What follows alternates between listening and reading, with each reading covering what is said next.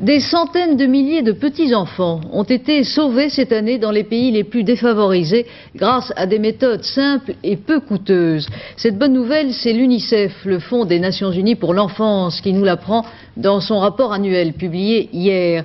De simples sachets de sel et de sucre, comme celui-ci, suffisent à réhydrater des enfants menacés de mort. C'est le cas au Bangladesh, comme nous l'explique Martina Larigno. Plus besoin de perfusion coûteuse. Un peu de sel, de sucre et d'eau propre donnée à la cuillère suffisent. C'est sans doute le moins spectaculaire mais le plus grand progrès médical du siècle.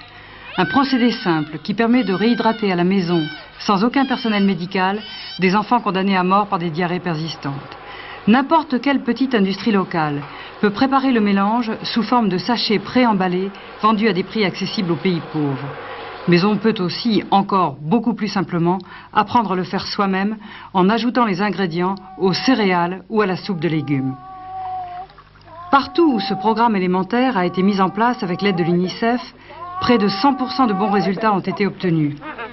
Au Bangladesh, où la réhydratation par voie orale est maintenant couramment employée, la mortalité infantile a baissé de moitié.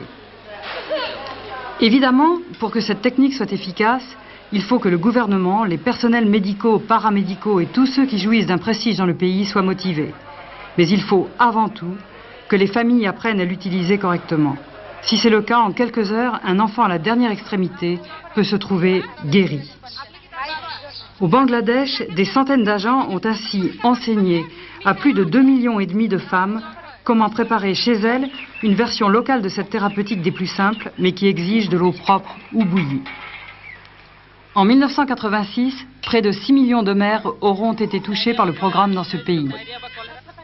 38 autres pays pauvres commencent à utiliser le procédé et au cours de l'année passée, 500 000 enfants ont été sauvés par ce traitement. Mais c'est bien sûr encore trop peu. L'UNICEF ne compte pas en rester là.